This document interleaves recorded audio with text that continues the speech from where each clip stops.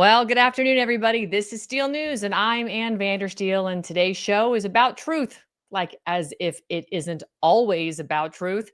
But this is a kind of truth that the political machine, the folks in the swamp have tried to suffocate for 4 long years. Apparently, this truth is so dangerous to the establishment that one woman, a county clerk from Mesa County, Colorado, now sits in a state prison for exposing it. You guys have to know her name by now. If you don't, please say it after me. After me, her name is Tina Peters. Tina Peters, you can find her on X at Real Tina Peters. And today we're going to show you why she was right about everything. What you're going to see is an opinion. It's not a rumor. It's not a theory. It is pure, unadulterated data. Scientific, reproducible, mathematical proof from Mesa County, even El Paso County, Arapahoe, Nevada, Maryland, Grand Junction, all of these counties, you're going to see the following. Cast vote records. These are the records that show impossible synchronization between Republican and Democrat voting patterns. What mathematicians call lockstep parallel motion. You're going to learn about timing belts. These reveal ballots arriving and being processed in engineered, not human sequences. You're also going to learn about precinct-preserved shuffle tests.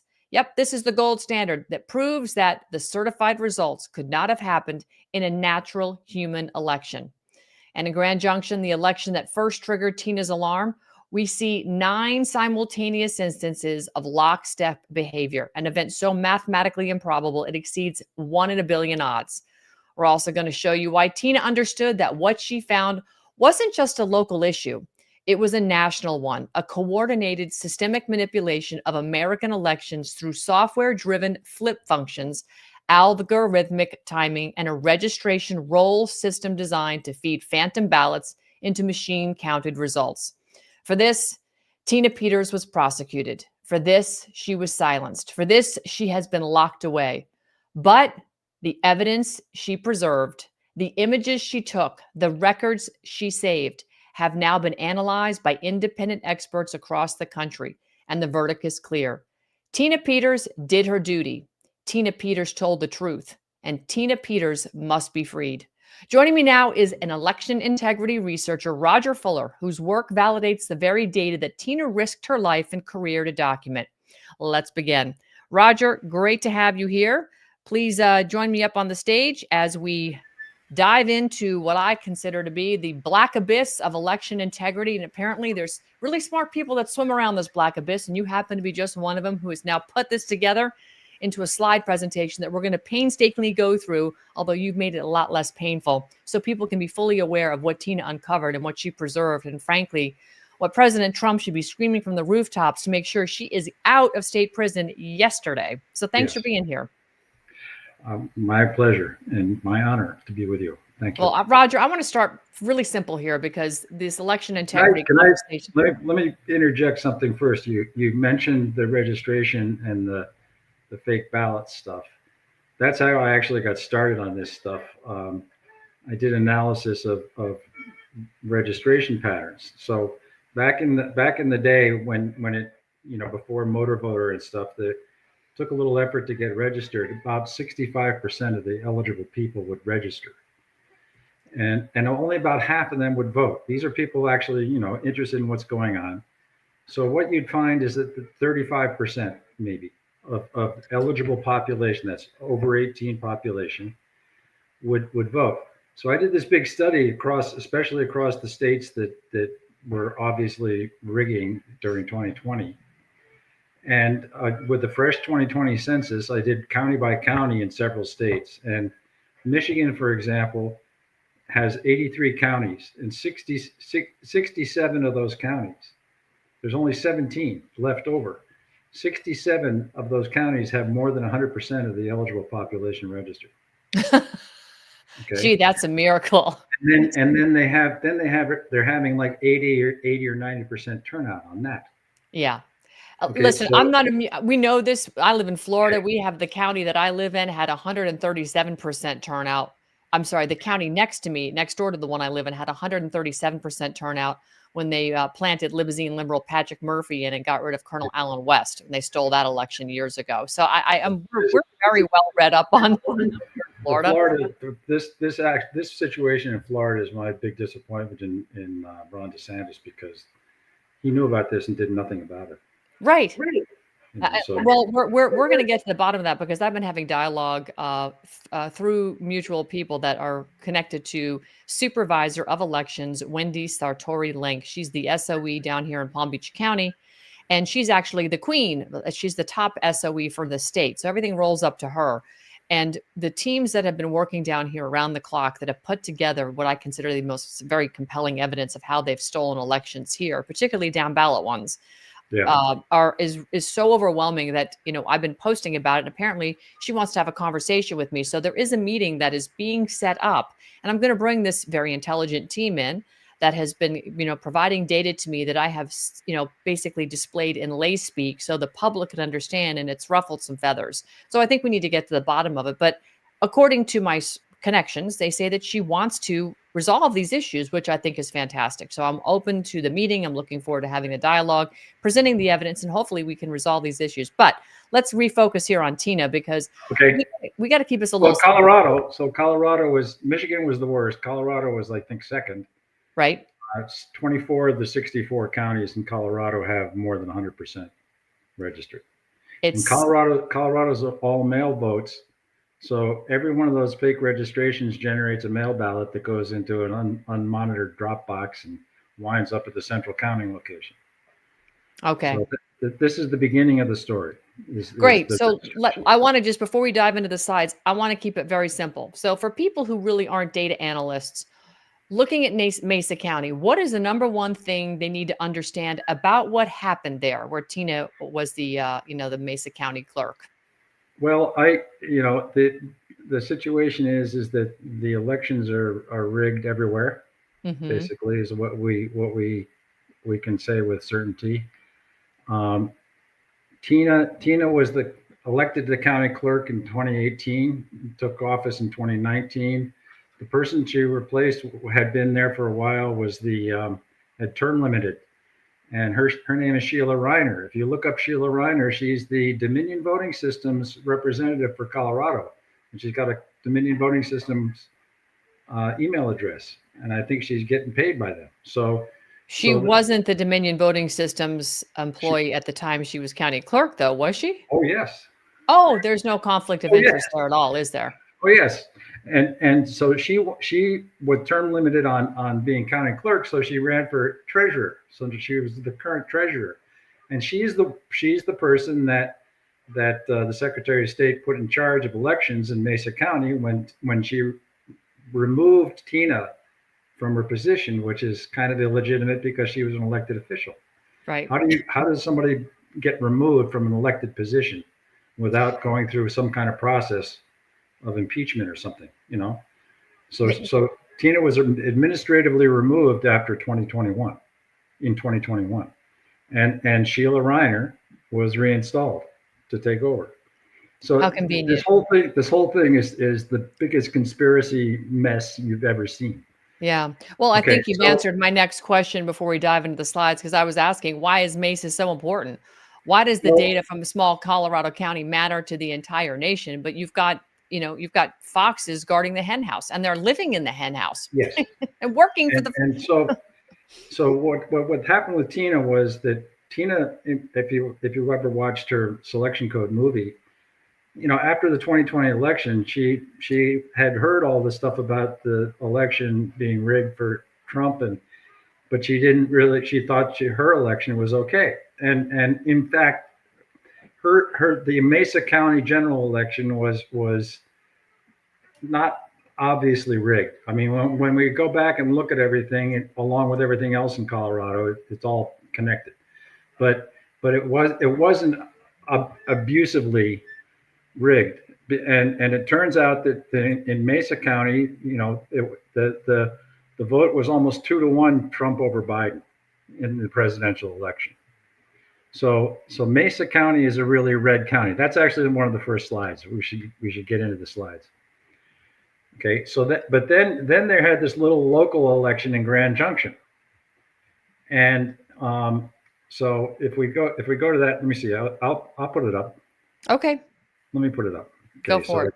I guess, share. How do I share screen here? It says Okay, present or invite underneath. present or invite. I don't see present or invite. Underneath the images of you and me, there's not some boxes. Is it tools? It shouldn't be. It should be right there. Let's see Okay, here. share screen. There it is. Okay, share screen.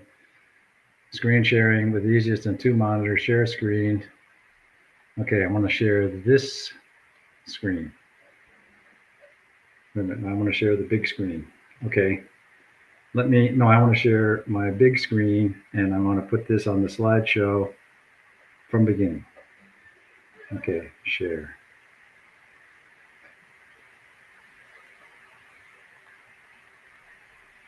Why won't it's not letting me hit the button to share. Let's see here. I don't know. It might cancel. Okay, let me get the slideshow started from beginning. If you cannot, it says if you do not Monitors. see a present button underneath, a big square that says present underneath our images, Present. Yes. Okay, there we are. that's what you got to do. Hit Present. present and then go to the top. It says slides and PDFs. Slides and PDFs. There you go. Or no, it says share. Do I share screen? No, don't do share screen. Do present slides and PDFs. Okay. Upload file. And if you click Okay. on slides and PDFs, you should be able to go add file from underneath. It will pick on the bottom of that drop down. It might even have it already in there. Show. If not, I have it all keyed up. You have the new one. You have the new one. Yeah, the one you sent me just now. Okay. So it's processing. Okay, there it is. Okay. Is everybody seeing that now? Yep, everybody sees it. Okay. So how do I go to the next one? All right. You're going to control that. Okay. Yeah, I'll just do this. Here we go. So this is the Mesa County 2020 general. Yep. And we can see 90,600 ballots and Trump over Biden is 1.8 to 1. It's almost 2 to 1. Okay. Correct. Then, we show the general election. And what happened in that Mesa County, they had a couple of ballot measures that were just Grand Junction.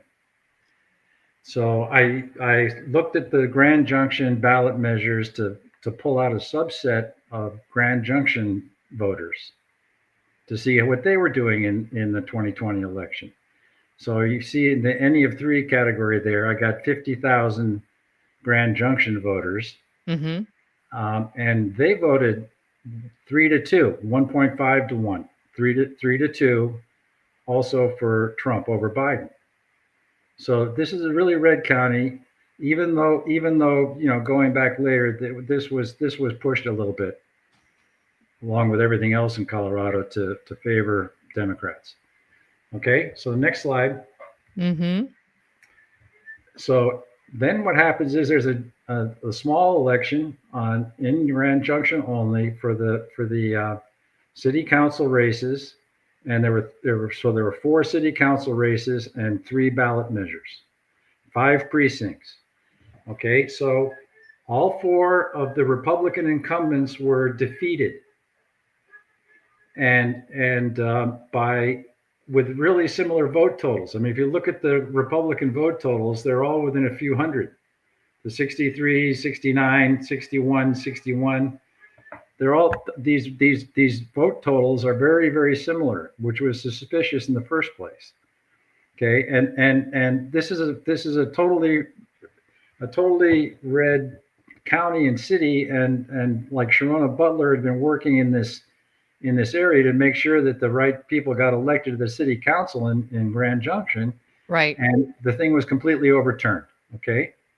So it's 3-2 the other direction. It's 3-2 the opposite direction, and totally unexpected. Doesn't make any sense.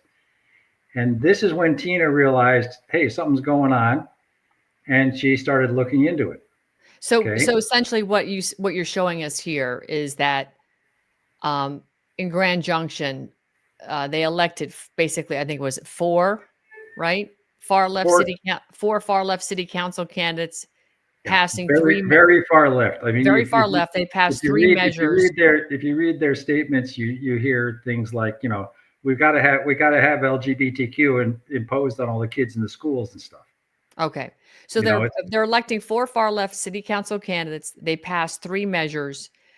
Statistically, how unlikely is that given the 2020 baseline from when Trump won? Or well, sorry, 2020 baseline of when, the Trump votes that have showed up.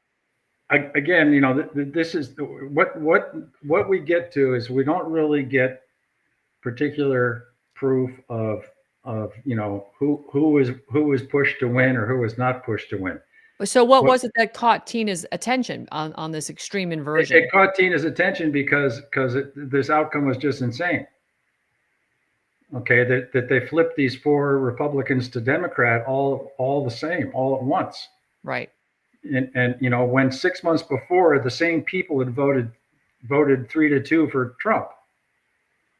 Okay, it's completely reversed, and the people that wound up getting installed into these positions are nuts.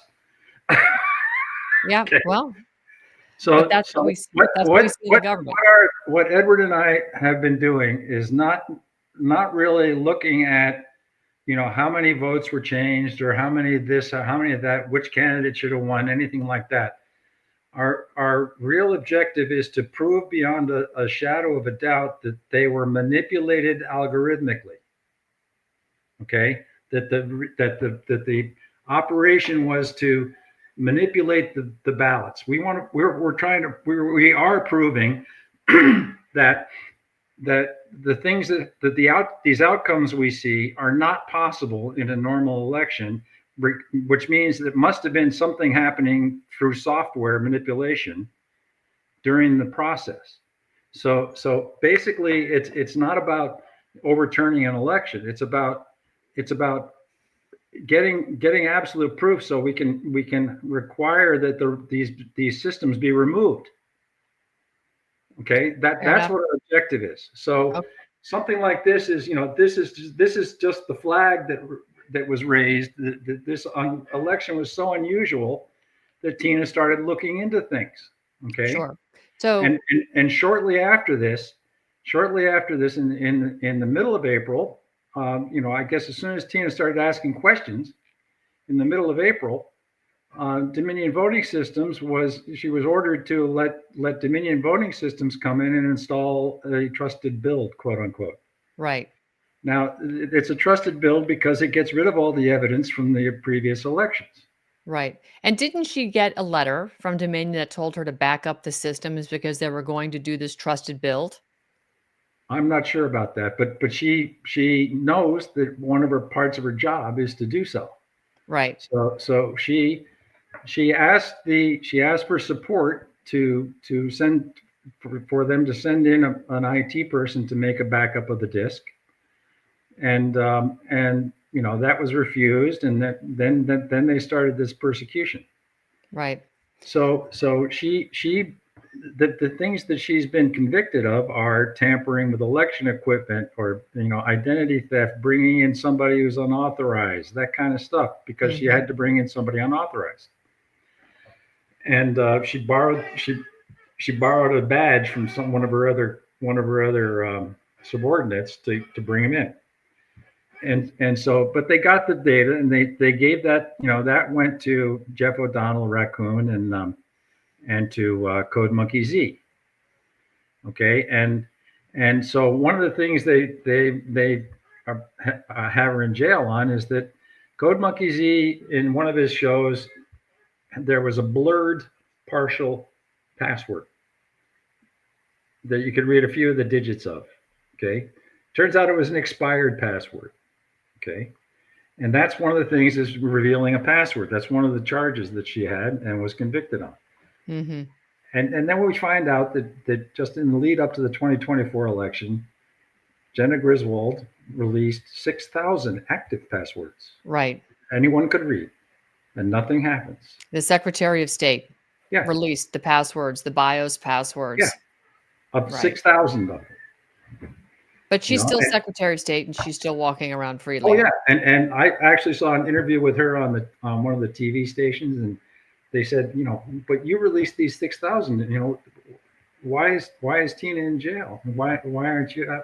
She says, oh no, Tina's a horrible person, did all this bad stuff and so forth. Anyway, she's just bald faced, evil. Right. Anyway, okay, so now this I want to explain lockstep motion.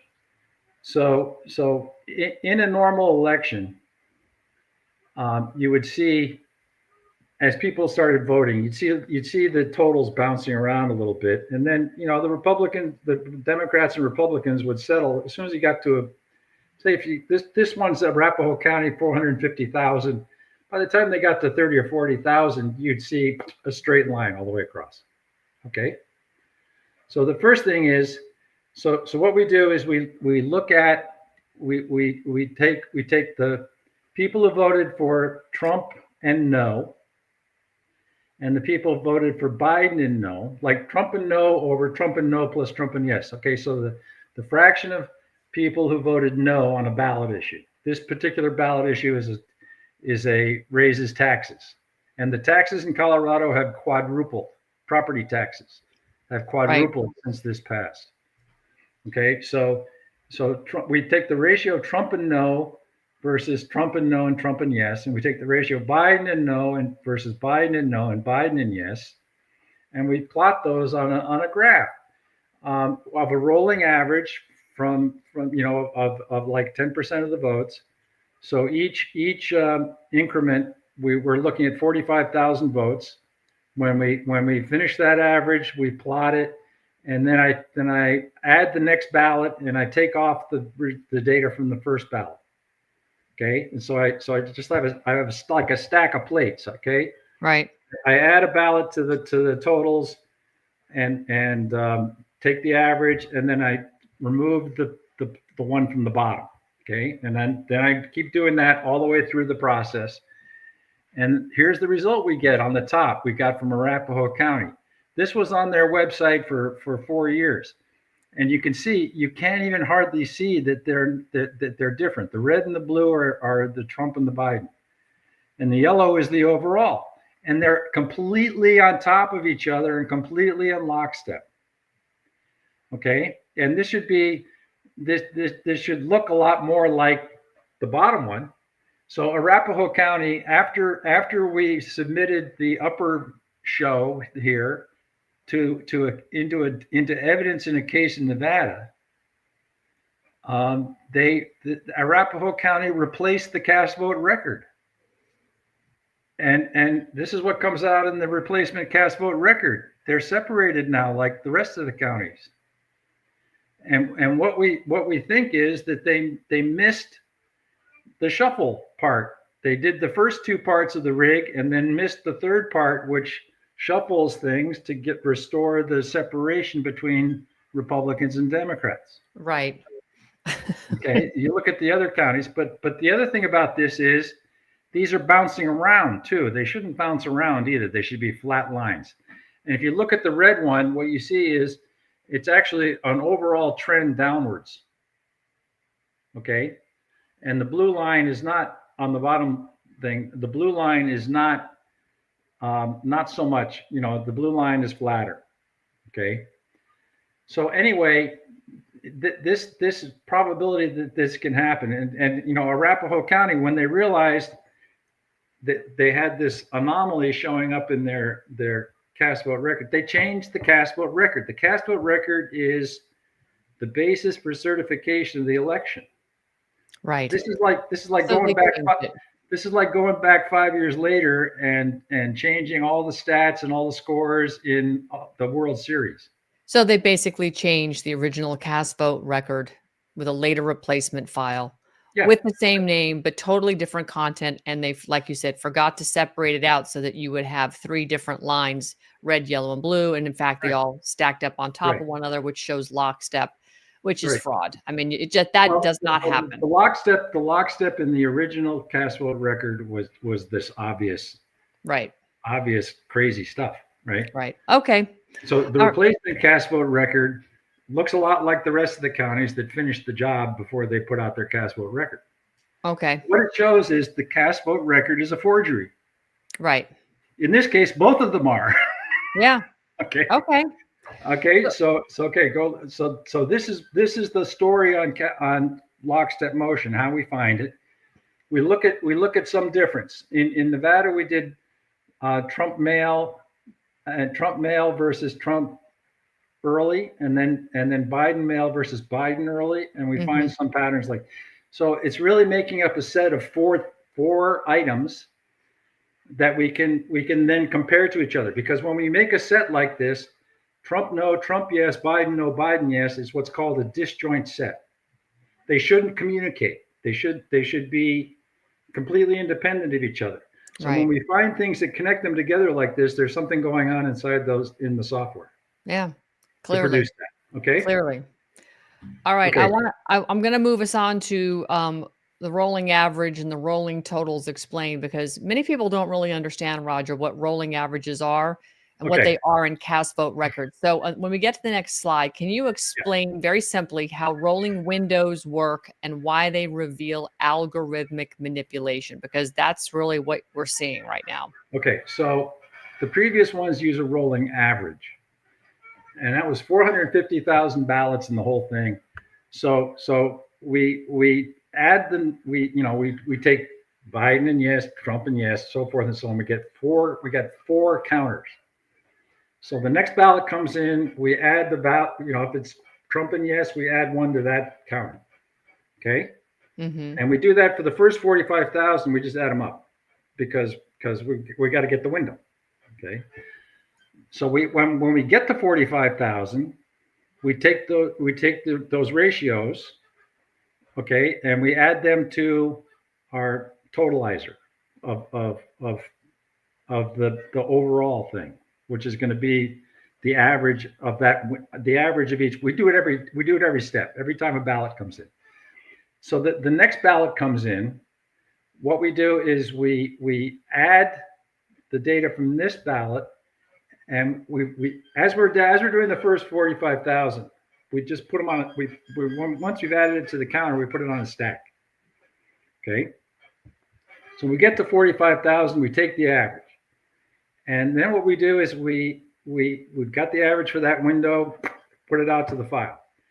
Then we pull the one off the bottom of the stack and subtract its data from the counters, and we add the data from the next ballot on top of the counters, and we do that for every ballot all the way through. So and we do an average. Every ballot comes in. We do a new average of the last 45,000. That's a rolling average. So the window's 45,000. Ballot comes in. We subtract the last one on the bottom of the stack. We add the next one on the top of the stack. We take that moment in time. That's the average. Then we take the average for that. And so we show the average every ballot all the way along. It's a rolling average. Right. That's a rolling average. Now in the Grand Junction election, there's only 16,000 ballots. So we don't really have enough to have the averages be meaningful. So what we do is and the window is only 1,600. So we add up the first 1,600, and when we get 1,600, we put out the values in the counters. Now there's 16 counters in this one because we've got four races with 2 candidates each. So there's 8 of those, and then there's yes and no. So there's 16 counters. So as each ballot comes in, we add the values to the correct counter. When we get 1,600, we get to the window. We put them out, the numbers, not the averages. And then we subtract the numbers from the first ballot on the bottom of the stack, and we add the numbers from the top ballot on the top of the stack. And so we just put out the numbers in the rolling window. Okay, so we just have the numbers in the rolling window. The way we look at this now to see where we see the lockstep motion is at the end. We take the average of each column. So, like it might have been 600 votes for the first one, and then going up to 620 and coming down to 610, going up and down like that. Mm-hmm. Okay. So we take the average of each one over the whole process, and then we take the difference from the average over the overall average at every ballot. So we're looking at how much it changes every ballot step. It's the derivative. It's the first derivative. So they're changing in lockstep as you go through. So it's even more significant because Right. when you take the derivative, okay. Right. So is that understandable? Yeah, no, Everybody it is and it isn't, but I see this as like an army, and whether you have a Russian army, a Chinese army, and a U.S. army, they're all marching in the same cadence, and we all have different marching styles, and so the Chinese, I think, have their legs really high up, and the Russians do something, and we do something, right? We shouldn't look the same. And in fact, what has happened, they all look the same. And that is very problematic because let's face it, the right and the left aren't the same animal, and they don't vote the same. They don't vote the same on propositions and agendas and other ballot initiatives. So to see something come out like that. But maybe the army analogy is more like you've got the Russian army and the American army, and they're having losses. Okay. So the number in each squadron goes up and down, right, as they get losses and replacements. They're at different times. Okay, so we think of time as the clock here. It's time, but the tick of the clock is the next ballot coming in. Right. Okay, so at any time you take a snapshot of these two armies, this squad's down a man, and then a little while later he's up a man again. Okay, right. So we take the average of the squad strength across the whole time window, and we plot how it changes at each ballot interval. Okay. So yes, the two armies have different head counts, up and downs. Okay. Yeah. Right. But what we're looking at is how did it change from this ballot to the next ballot to the next ballot? It's the first derivative of the number. Right. Okay, so as the number changes, we see a result. If the number stayed the same, we'd see no difference. Right. Okay, so we see differences. At each ballot comes in, we see, oh, this one went up, this guy went up 2 or 3 at the next ballot, or the next few ballots. And so in the window, as you see, each window, one ballot, each window is one ballot wide. Okay. Right. So as you go a few ballots down the line, you see this guy's gone up 5. Okay, and so that's how much change it's been in that set of windows. So in this slide right here on your next slide, looking at Grand Junction in 2021, you actually exhibit 9 cases of lockstep, because this slide right here shows 9 separate instances of lockstep behavior. Statistically, how improbable is it to even see 1, much less 9? Well, with this small number of ballots, Edward's done the work on this. That, for instance, in one of these, it's like 12 to 1. Okay, the chance might be, if you had if just one of these showed up, you'd say, okay, there's a chance of 1 in 12 that this could happen normally. Okay, but then another one shows up. What's the chance that could happen normally? Maybe if it was the only one that showed up, it might be 1 in 10. Right. Okay, but and the next one, if it was the only one that showed up, it might be 1 in 15. Okay, but they all show up. So what does this tell us about whether or not Grand Junction elections were manipulated in real time? It's just the lockstep says that at the very, very minimum, you have 9 races at 12 to 1. That's 12 to the 9th is 3-point-something billion. Right. One chance of 3-point-something billion, and that's better chance for the lottery ticket. That's not even a real picture, because if 1 happens, the chance that this one happens at 1 in 12, the next one happening might be 1 in 500. Having a second one happen. Wow. And having a third one happen, it might be 1 in 10,000. Wow. And having a fourth one might be 1 in a million. So these compounds, we can't even you can't even write this number. We've been It's just talking about ludicrous. This one, King James Bible has 787,000 words and 3 million characters. We're talking about this one being biblical, that there's the first character in the King James Bible is a 1. All the rest of the characters are zeros. That's kind of this kind of number. Right. All right. So Okay? moving forward, looking at the next 7, 8, 9, 10, the next 4 slides, right? Right. We've These are got these. Okay. we've So got pairs of Republicans and Democrats, yes, no tracks moving in impossible coordination. yes, Can you but walk so us through what we're seeing here and how Republican yes, no votes track perfectly alongside Democrat yes, no votes?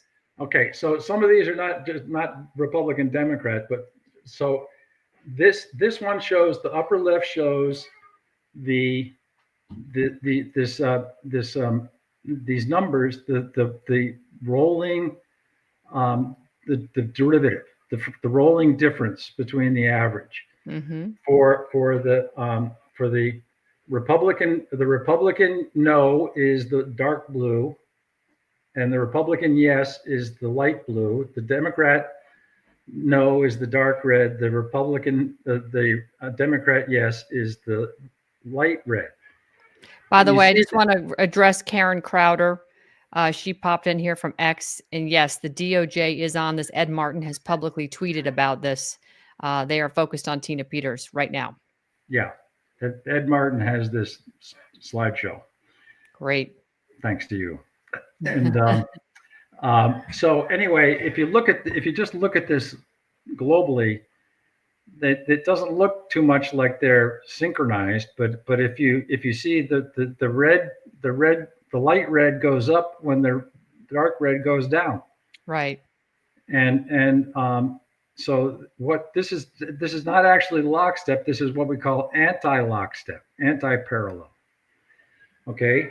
So now on the right you see actually this is hates versus the inverse of hates and yes. Hates and no versus the inverse of hates and yes.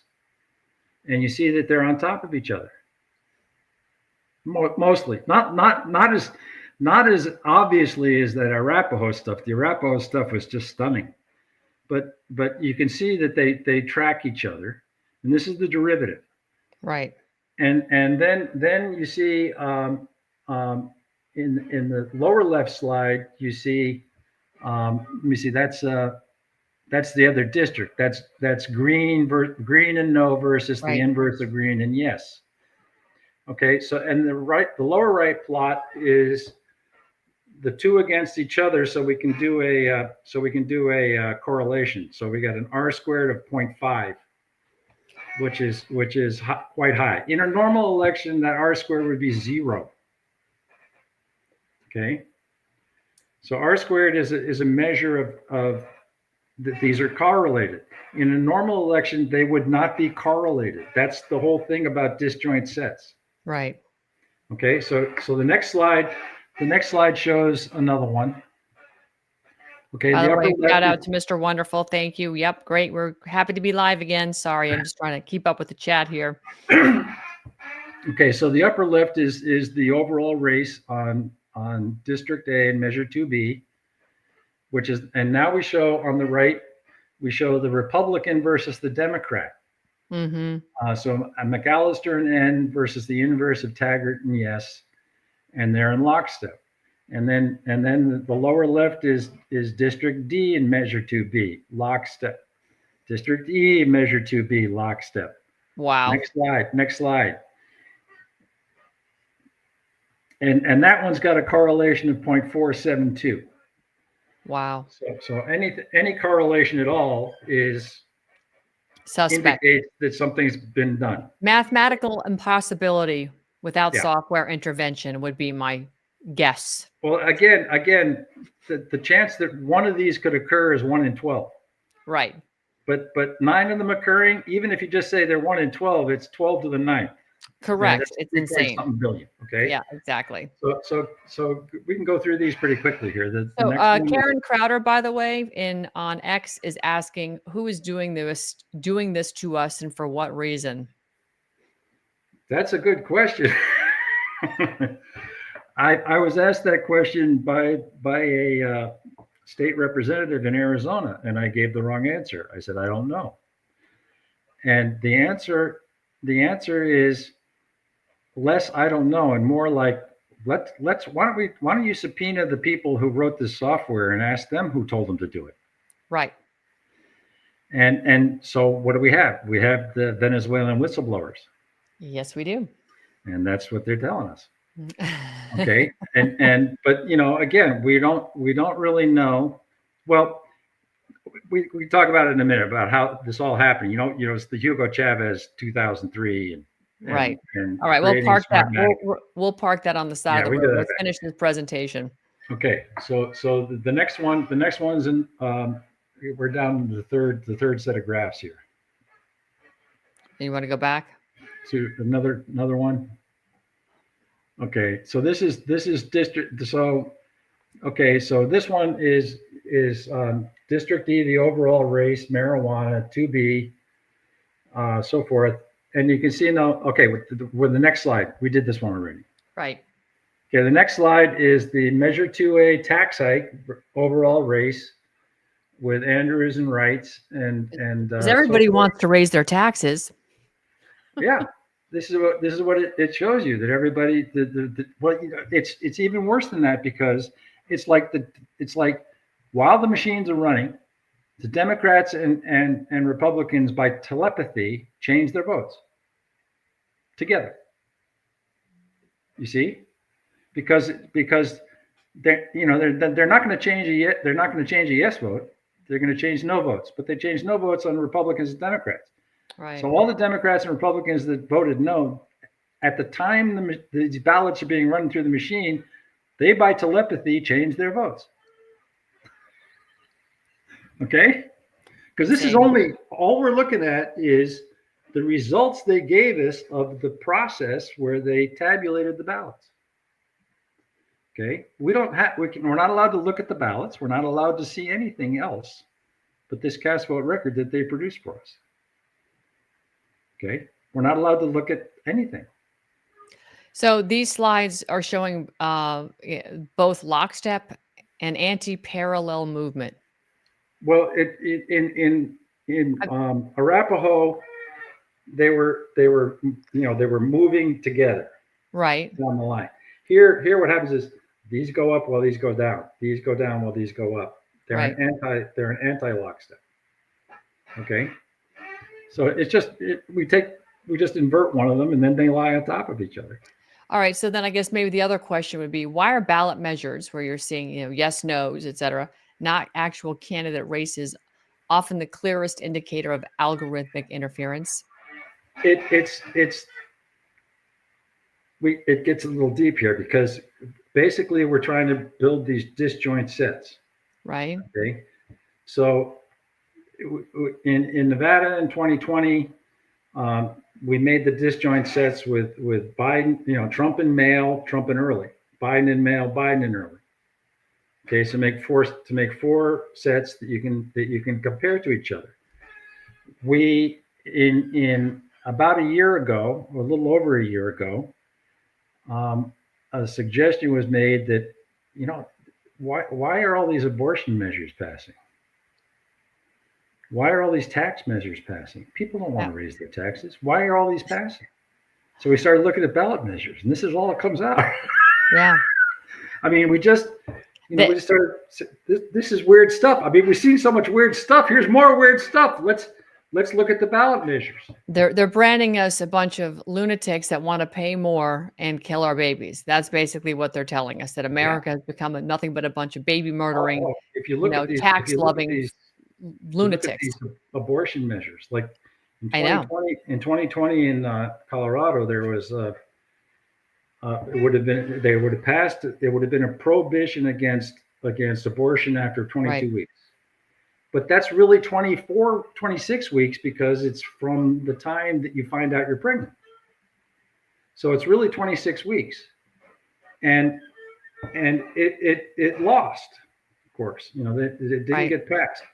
But the measure B that we're looking at, it was to eliminate a constitutional amendment that capped property taxes. And so it's really funny about that one in particular, because the Measure B was, we can tell that they pushed it to get to 55%. Right. Because in order to enact a constitutional amendment, you have to reach 55%.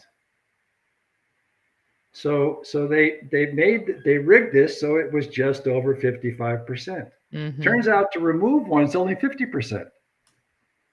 So they even showed it a little more, that they only needed to rig it to 50%. But they rigged it to 55% because they misread the rules. So these things become pretty obvious. These things are not proof in court, but they add to the pile of conclusion direction, right? Right. So in my opinion, if you look at polls, you find that 75 or 80% of Republicans or conservatives are totally against abortion after a month or two, maybe 60, maybe 3, so 15 weeks, 10 weeks, 12 weeks. Right. Completely against it, 85%. And Democrats are 60 or 70% against late-term abortion too. So why are all these late-term abortion measures passing? It's because they have to keep the flow of child sacrifices and body parts, organ parts. Yeah. I mean, James O'Keefe found that, or no, Project Ver, that was no, it was Jim Fitton with his group, the legal group. Judicial Watch? Judicial Watch. Tom Fenton. Tom Fenton. Tom Fenton, yeah. Judicial Watch found that the Department of Health or the CDC or the one of those operations had a price list for fresh baby parts, and that's why Planned Parenthood operates. They would abort the babies and they would separate their parts and sell them to the federal government. Yeah. And Fauci likes to put the brain, the skulls of the babies on little rats and stuff. I mean, the $550 for a head. Yeah, it's and just they have to be fresh. And they have to be fresh. All right, let's not. We had a few more slides we've got to get through here, and we're getting short on time. So let's get through this. The big game is coming still. This is So in 2020, Roger, Mesa County showed 85% straight ticket voting. Yeah, but in 2021, the election that number actually collapsed to around 45%.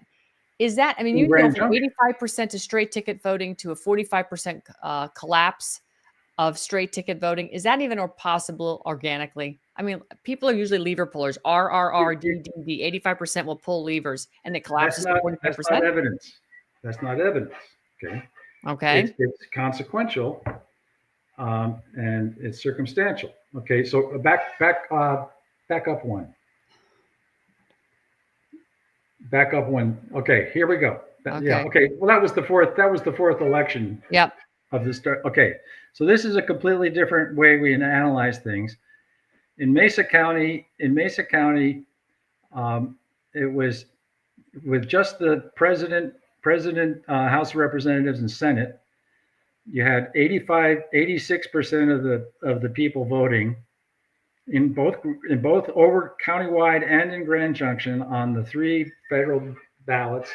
85% of the people voted straight ticket, which is all 3 Republicans, okay, or all 3 Democrats, straight tickets, Republican and Democrat. And then I separated out the Grand Junction. Mm-hmm. Then I did it for the all 5 races that were partisan races, the board of education and the county commission. So 72% countywide and in Grand Junction voted straight ticket all the way across all five partisan issues in the election. Okay. So 85% voted straight ticket. So then in Grand Junction in 2021, 6 months later, there's only 7,700. It should be okay. So we got 16,000 votes here, and if you had 85%, you would have more like you'd have like 15,000. Right. Okay, and based on Mesa County, that would be you'd have 10,000 of those would be Republican straight party tickets, and 5,000 would be Democrat state party tickets because they voted 3-2. Okay, so what do we see? We see 4,898. That's close to 5,000 Democrat straight tickets, but we only see 2,800 under 3,000 Republican straight tickets. There should be 10,000 of those. What happened to the missing 7,500 straight ballot tickets on the Republican side? That's right. Where did they go? Okay. Well, I'm going to show you where they went. All right. Okay. So now this is a timing belt analysis. This is kind of an interesting thing that Edward came up with. In a normal election, you see the green line there is a 45-degree line from 0 to 1. So this goes from the lower axis goes from 0 to 1. The left axis, the y-axis goes from 0 to 1. What's on the x-axis is the fraction of votes of the total number of votes that have been tallied at that point in ballot time. Where each ballot coming in is the next tick of the clock. Okay. And on the y-axis is the fraction of straight ticket ballots that have come in at that point, at whatever point in the overall count process. Mm-hmm. So like at point 4 of if this was a normal election, when you got to point 4 of the all ballots being counted, you would expect to see point 4 of the straight ticket ballots counted too. Right. Exactly. Okay, so that's the 45-degree line. That's what you'd see would be normal. Yes, there would be a little bit of fuzz on it because of randomness, because it's not a smooth curve. It's, this ballot came in and then maybe it was a little while before the next one came in. So you'd see a little jiggle on that line, but it would be on the 45-degree line pretty much. Right. Okay, the factor that we calculate from this, if in a normal election, this factor we call tau would be 0, or so close to 0, 0. So what we actually see is the purple line that's close to the green line, and it's not lining up with the 45 degrees. Okay, what that indicates is that straight ticket ballots are not coming in evenly distributed. They're coming in slowly at the beginning, and then they catch up at the end, because they both have to be at 0 in the beginning and they both have to be at 100% at the end. Right. But so they're coming in slowly. So you see like 18% when you counted 20% of the overall count, you've only got 18% of the straight tickets. And at 80%, you've got 78%. It's always behind until the end when it catches up. Okay, so this shows manipulation. And we can put a real hard number on this.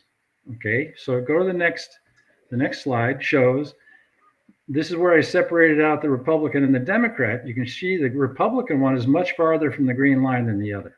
Right. Okay, and that results from the 7,500 ballots that should be straight ticket, but they aren't anymore.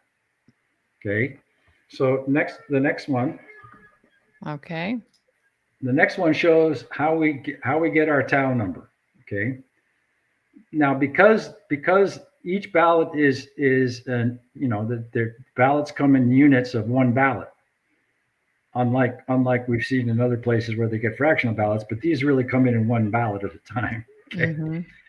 And so if you look at the bottom again, at halfway through this thing, from the last time the straight ticket ballot came in, maybe I've counted 10 or 15 or 20 or 30 other ballots, and then the next one comes in. So what that makes, it makes this line that we're looking at as a step line.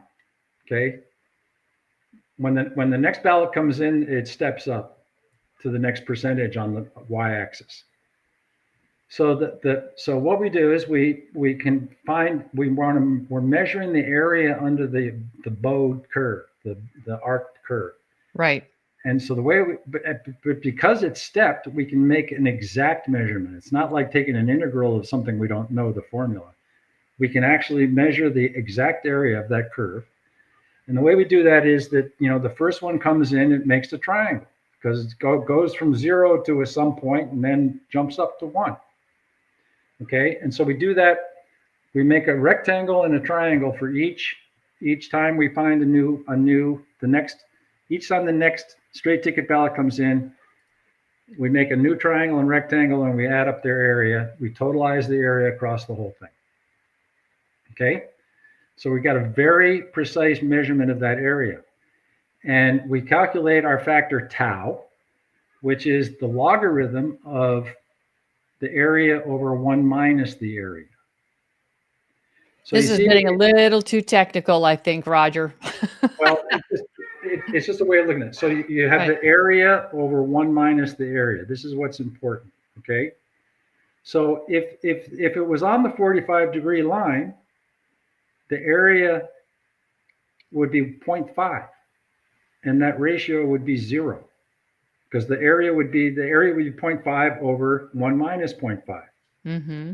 So if the area is different than 0.5, we have a value in there that under the area and 1 minus the area. Okay, so the logarithm gives us a measure of a number, and so what we find is that the logarithm of 0, the logarithm of area over 1 minus the area, if there was 1/2, the area over 1 minus the area, the ratio would be 1. But in this case, for instance, in my example here, the area underneath is the area under the whole thing is like 0.45. Right. Okay, so the area 0.45 over the area minus 1 is 0.55, and we have a fractional area. We have a fraction there, so it's less than 1. Right. So the logarithm has a negative value because it's a power of that. Okay, so the logarithm has a negative value, and that value has a lot of meaning. Okay, so if the bow, we've seen some where the bow is above. Okay, that means the ballots came in fast and then slowed down at the end to catch up. So with a negative number here, which that comes from the logarithm. Okay, when the fraction is less than 1, the logarithm is negative. When the fraction is more than 1, the logarithm is positive. Okay, so basically we add up the area of the triangles and rectangles. We calculate tau across the whole thing, and then in a fair election, tau will be small, near 0, because it's close to the 45-degree. And if the ST ballots are evenly distributed, as they would be in a fair election, the steps would be very close to the 45-degree line, and tau would be very small. Mm-hmm. Okay, so now we go to the real election. Next slide. Yeah, but I want to just set this up, though, because we're going to be talking about what's called the sigma event in this shuffle test. Yes. And here you're running a precinct-preserved shuffle test. Well, let's what I need you to define what is a shuffle test and why is a shuffle test considered. Let me do it with the next slide. Yeah, I'm going to pull it up. I'm just sort of teeing it up here because this is so much information. People look at this and their eyes glaze over. So I'm trying to draw out of you what we need to know without trying to read everything on the screen. Well, okay, so I wrote a program to do this. Okay, actually for another thing a long time ago, and I adapted it to do this particular case. But so up in the upper left corner, you see the tau of the actual cast vote record numbers. Mm-hmm. Okay, the tau from the actual cast vote record numbers is 0.039, 0.4, close to 0.4. Okay. So then what you have is you had 5 precincts in this election. Okay. And so what we do is we keep a pile that's in order of the ballots coming in, so that the x-axis is always the same x-axis. Mm-hmm. Ballots coming in, but we mark which precinct each ballot is in. Okay. So then what we do is after we take the original tau, we shuffle the ballots between the people in each precinct, 5 precincts. So all the the 6 or 7 or 1,000 ballots in this precinct, Right. we just shuffle them. So it's the same people. We're not changing anything. We're not doing anything funny. It's like a blackjack table. They just shuffle the deck. Okay. So there's a different order of the straight ticket ballots within that precinct, and it's random. It's a random shuffle. Okay. There's tools within the software development package to create these things, and they're used for all kinds of things that are way beyond, that need more accuracy than we do. Okay, so we shuffle the ballots within each precinct, and then we run this again. We measure the tau across this random shuffle. Okay, so what you see there, the original tau is 0.39. The first shuffle, after the first shuffle, it's 0.003. It's 1/10 after the first shuffle. It's that much closer to the 45-degree line after the first shuffle. Okay? And we do the shuffle and recalculate tau 4,194,304 times. Okay? So we're doing 4 million plus shuffles. And you can see that the second one is 0.002, smaller. The third one is 0.004. They bounce up and down because it's a random shuffle.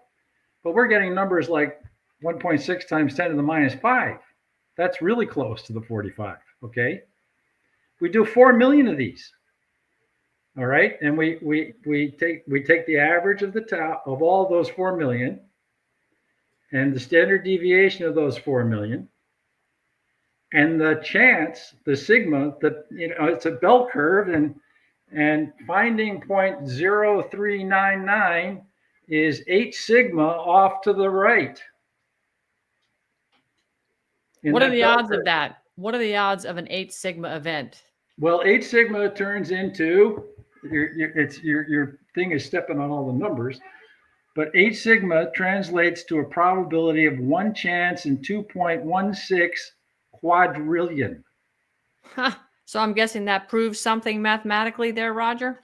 It proves that the order that the straight ticket ballots arrive in the tabulation process. Mm-hmm. That order that they show in the cast vote record has a chance of 1 in 2 quadrillion of happening naturally. Okay, so that order is so unique that it could only have been produced by some kind of algorithm. Right. And the algorithm, I believe, is okay. If you go to the next slide, talk about how. Well, I mean, as far as from where I'm sitting, and a lot of this stuff, I'm gonna be honest, a lot of this stuff, when you talk tau and all this math stuff, it's very complex. It's clearly, I didn't get to those math classes. I got to calculus and stop there. But the conclusion is simple, right? The Grand Junction election completely rigged. It is that as you're counting, I count a few hundred ballots, and then bang, I get a straight ticket. Okay. Then I count 600 ballots, and I get another straight ticket. Right. How far apart they are determines how far below that 45-degree line this is. So what you're showing mathematically is Tina was right? Grand Junction was totally rigged. So this shows what it seems they must be doing. We can't prove that this is exactly what they're doing, but when we look at this from starting point, and run through this, we get the same kind of results. So the left hand line here is a straight line, and that shows that we're increasing that's what this is what gives us they count them slowly in the beginning, and then they ramp up at the end when they know how many they need left. Okay, that's the baseline of slow to fast. Then this squiggly curve in the middle here is what we call the flip function. So if the ballot comes in here at this percentage, can you see my cursor? No. No. Okay.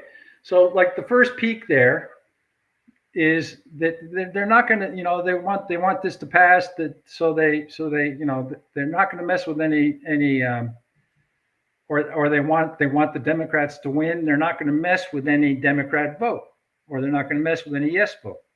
So if that first peak there, what's the chance that they're going to flip a no vote, or if they're going to flip a candidate? Okay, so at that first thing, at 3% of the votes coming in, the probability they're going to flip it is 80%. The bottom down there, it's very low that they're going to flip that ballot. They're not going to flip any of the ones they want, but they're going to flip some others, and they're going to flip them, with this varying probability that they're going to flip it. It's like a fixed coin toss, and how much it's fixed changes across the counting process. Right. So you combine those two curves together, and you get the third graph, where you see it going up and down, and going up, and on the slope too. Okay. If you apply this to the ballots, you get the lockstep motion, and you get the tau. So they're applying some kind of algorithm that does this kind of varying chance that they're going to flip that ballot coming in across the timing, with increasing chance that it's going to flip at the end. Right. And what does it do? This is the ones on the right are simulations. So you've got a simulation of a unrigged election on the top three, and everything's random.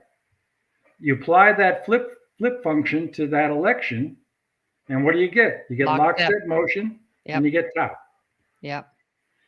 Okay, so I think that slide, I think this piece right here, the top right quadrant, is probably the best slide to give you a clear illustration of the difference between lockstep and what a natural election would look like. Right. Natural election would look like the middle top. Right. Exactly.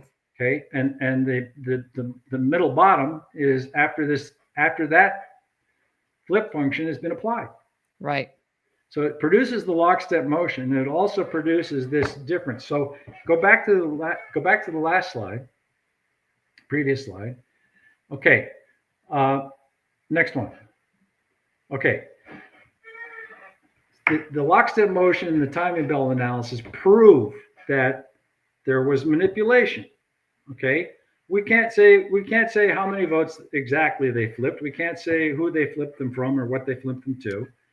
But we can prove that the outcome is a forgery. Right. So we got to talk about Article 4, Section 4. It says the United States shall guarantee the states a Republican form of government. When this is happening, we do not have a Republican form of government. Our votes are not choosing our representatives. We're not having a representative form of government. We haven't had one for years and years. Okay. That's why they do things that don't make any sense, because they're not responsible to their constituents. They're only responsible to the masters of the machines. That's right. Or the masters of the software. So what I'm looking at in that slide, stay on that slide for a second. So the lockstep motion shows that their manipulations were used. The timing belt analysis shows that the straight ticket ballots are shifted.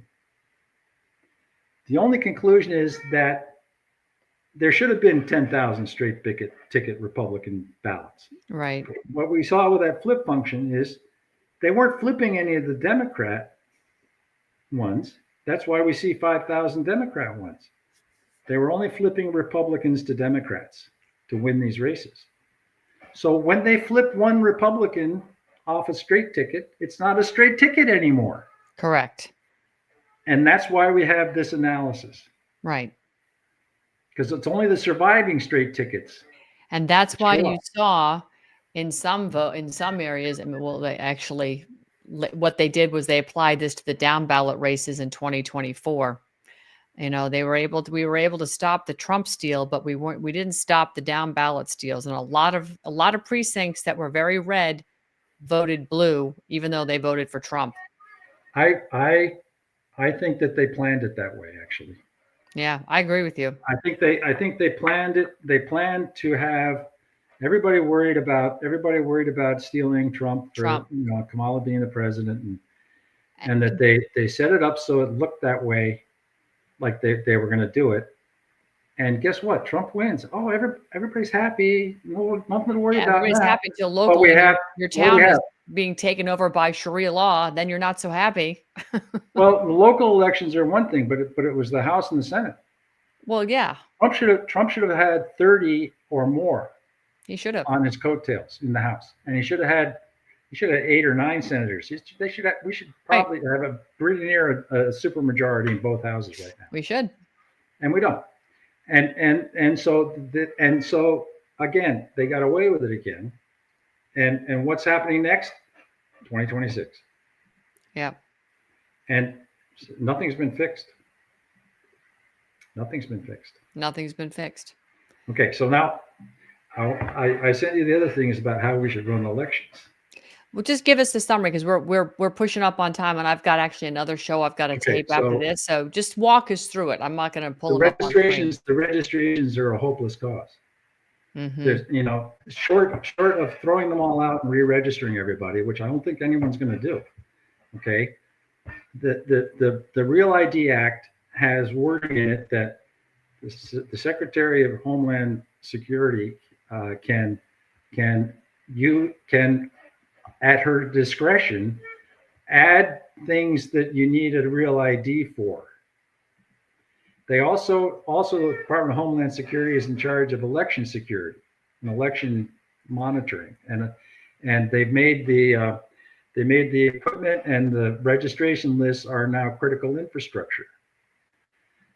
I believe that the Secretary of Homeland Security could, by herself, order that you need to show up in a particular precinct that matches your residence address and present your Real ID with that residence address to be issued a ballot. Ooh. I think she could do that today. So essentially what you're suggesting is we don't need to register to vote. We just need to have our Real ID and prove that we live in the precinct, and they present our ballot.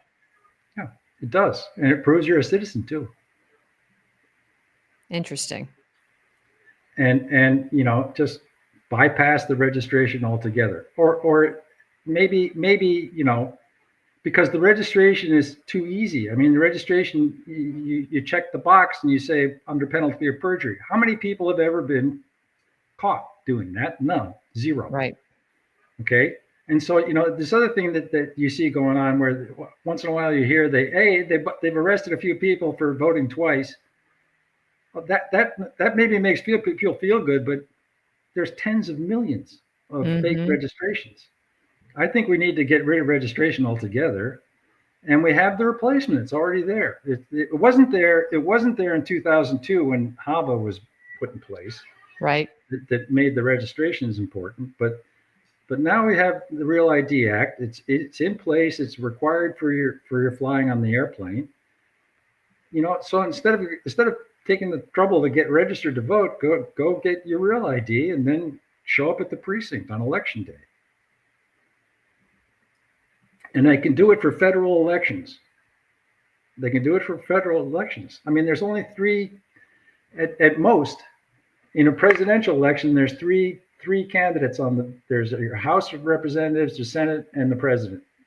And in a midterm, there's only 2 at most. Okay. So hand counting that, you have two piles, right? This one's, you have two piles, Senate and House. Okay, you just pile them up. Look at how high the piles are. You know who won. It just for federal election, the the the the Secretary of Homeland Security could implement this tomorrow or today. Yeah. I mean, we have the tools. We have the tools, right? I think voter registration actually violates the amendment, the 14th Amendment, which, or there's the 21st Amendment says no poll taxes, no impediment to voting. Okay, I think having to register is an impediment to voting. Right. Okay. There you go. In any case where the ID does not match the list that from the precinct, the individual would be denied access to a ballot. Again, and you would know if the person actually requested an absentee ballot because it would be pulled from the precinct. But it has to go back to being like it used to be, where you'd have to request it, have to have a reason, and have to exactly. go to the registrar's office to get it. Yep. And it would be small numbers. I mean, like in Michigan before 2020, there were 8,000 absentee ballots. And what do they do? What do they do with the military ballots anyway? They kept them from being counted anyway. I know. That was insane. They have as many mail ballots as you want, but you're not going to count the military ones. Not going to count the military. Wow. This is a horror show. Okay, so we can safely conclude, Roger, that Tina Peters had all the marbles. She knew exactly what was going on. She saw the significance. I don't agree. What happened in Grand Junction was certainly enough to trigger her to do what she did and to have that analyzed. And she was completely, I think this completely justifies every bit of her actions and demonstrates that she's a political prisoner and they're keeping her silenced this way. Right. Well, what this does is she didn't know this stuff. I mean, we just got this stuff the last couple of weeks. Right. This is when we got this worked out. But basically what we're doing is we're proving that they're using algorithms to change outcomes. We can't say what the changes they made are. We can't say this, can't say that, but we can prove that these machines are leaving us without the Article 4 guarantee of a Republican form of government. That's right.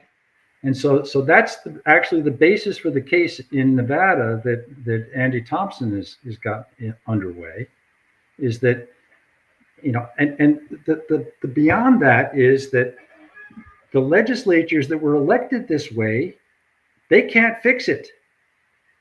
You have to. Edward's remedy is the current legislature cannot run in the next election. They can run after that, just the next election. They cannot run. Right. So we get a new legislature of new people that they can fix it, because it's the state legislatures that have to fix election. That's exactly right. That is exactly right. Okay, even though the federal elections have guidelines, the states run them. You're absolutely right. They're going to have the remedy is not let's line them up 200,000 people in firing squads, because I was just going to say it's not line them up and shoot them. No. Oh, okay. Well, I mean, in some ways, some of the ringleaders, maybe they should be. They committed treason, Roger. It's treason. Yeah, treason. I know. But see, the thing is, what Edward's got a very interesting outlook at this. He says that basically we should guarantee amnesty to anyone who confesses fully. They've had how many years to confess for this? I'm sorry. Tina's sitting in jail, rotting. She's very sick. See, the thing is, if they confess now without amnesty, they're going to be convicted of treason, because it says treason, confession thereof is conviction. Right. Okay, so if they're guaranteed amnesty for fully confessing this thing, you're going to have a lot of people telling their story. That's right. Okay, well, and Roger, anybody who doesn't tell their story goes to prison or goes to the firing squad. So, we have to do it. We have to do it so people know we're going to do it. We have to have the conviction to follow through with this stuff and convict some people of treason. I couldn't agree more. I It's could not extremely agree more. rare. It's We've passed extremely the point of no return, Roger. All right, Roger, I'm sorry. I'm going to have to let that be the last word here because that's okay. pretty powerful what you're saying. But God bless you, Edward Solomon, for the work that you guys have done. I know it's tedious, it's mathematical, it's way above most of our heads, but it empirically shows. There's more to come. I'm sure there is. We're figuring out how to undo the flip function so we can actually tell how Prove. many votes were flipped. Well, you'll be able to prove how they did it. Well, That's, no, we'll be able to tell how many votes were flipped. oh, wow. Okay. Because if we can undo the flip function, if we can invert the flip function, we can restore what the original was. And then we'll be able to see exactly who. I don't know if we'll be able to do it, but we're trying to figure out. My money is on you guys will get it done. I believe it. Roger Fuller, you're amazing. Thank you for that. And I really do appreciate you coming by and explaining this. And I know that this information has been sent over to the DOJ. I hope they have people as smart as you and Ed Solomon in there that are helping them understand what you wrote. Tell them to give me a call and I'll. You got it. I'm going to send somebody an email with some phone numbers. That's for sure. Okay. Please do. You got it. All right, okay. Roger. God bless you. Thank you. Thank you for having me on. You got it. Goodness gracious, that is a mind bender. But you know what? There's nobody brighter. Ed Solomon and Roger Fuller are just incredibly, incredibly smart. And I'm blessed that he was able to come on and share this. We really want this documented for posterity and for those that are going to do something about this besides we the people. The levers of power, as we have them set right now with the Department of Justice, they need all the evidence they can get to prosecute these evildoers. And today we actually confronted a truth that was so powerful that the political establishment has spent years trying to bury it in sealed court filings, gag orders, media smears, and of course, finally, poor Tina Peters rotting in a prison cell. But as you just saw, the numbers aren't lying. The patterns don't lie. The sequence of ballots don't lie. The shuffle tests do not lie. The data Tina Peters preserved at enormous personal cost proves she was right. And that is why they came after her, not because she broke the law, but because she broke the silence. Tina Peters did what every elected official in this country swears to do. She defended the Constitution. She upheld the guarantee clause. That's what Roger was talking about. She protected the integrity of the vote. And today's evidence shows that the American people, what Colorado courts refused to allow jurors to see, that the elections Tina questioned were mathematically impossible, algorithmically manipulated, and statistically engineered. We don't need sympathy. We don't even need politics. We need justice. And justice requires one thing. Tina Peters must be released immediately. And to the people of Colorado, your clerk went to prison for you. And to the American people, Tina's fight is your fight. And to Tina, my dear friend, if you're watching, we're not going to stop. We're never going to forget, and we're going to bring you home. That's all for now. I'll be back later tonight with another show. We're interviewing somebody by the name of Paul Renner, a name you're going to become more familiar with. He's running for governor here in Florida, and I'm having a conversation with him. On that note, God bless America. God bless the defenders of truth. And God bless Tina Peters. Thanks so much. We'll catch you later on this evening.